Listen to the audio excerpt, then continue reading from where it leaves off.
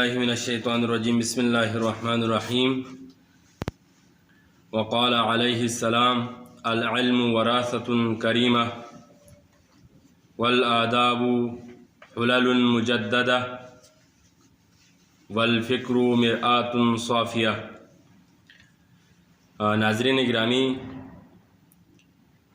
اس مختصر کلمے میں حضرت علی علیہ السلام ارشاد فرما رہے ہیں العلم وراثۃ کریمہ، علم بہترین اور شائستہ ترین میراث ہے، کیونکہ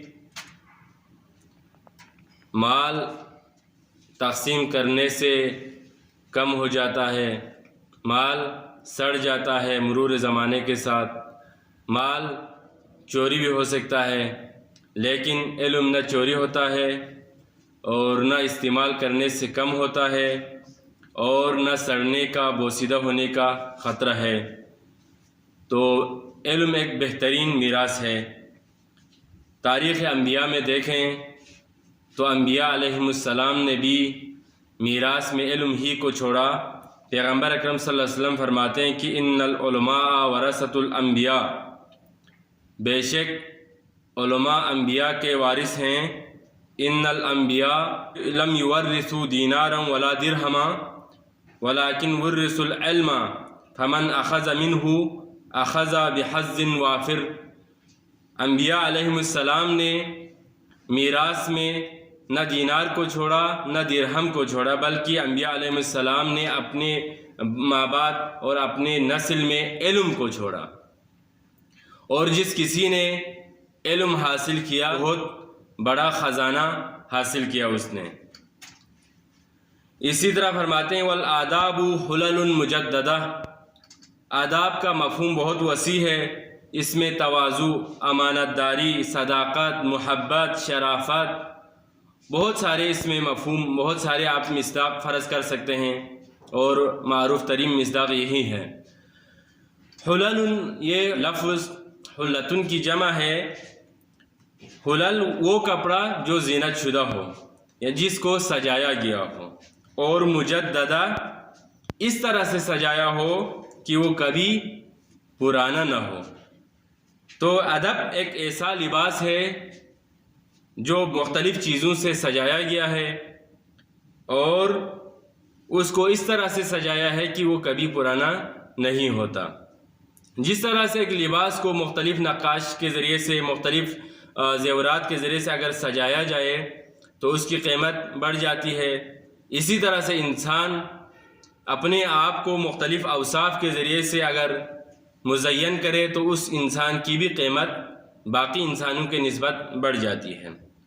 حضرت علی علیہ السلام فرماتے ہیں کفاک ادبا لنفسک، تمہارے نفس کے لیے یہی کافی ہے کہ اجتناب ما تکرہ من غیرک، یعنی تمہارے لیے باادب ہونے کے لیے یہی کافی ہے کہ ان چیزوں سے دوری اختیار کرو جو دوسروں میں بری لگتی ہے۔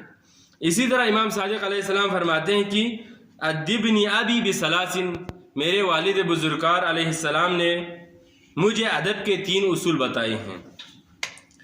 من یصحب صاحب السوء لا یسلم، پہلا اصول یہ ہے جو برے انسان کے ساتھ رہتا ہے وہ کبھی سلامت نہیں رہتا۔ دوسرا ومن لا یقیت الفاظہ یندم، جو اپنے الفاظ کو قابو میں نہیں رکھتا وہ ضرور پچھتائے گا۔ اور تیسرا ومن یدخل مداخل السوء یتہم، اور وہ انسان جو بری جگہوں میں داخل ہوگا وہ بھی اسی سے متہم ہوگا، اسی جگہوں سے منسوب ہوگا۔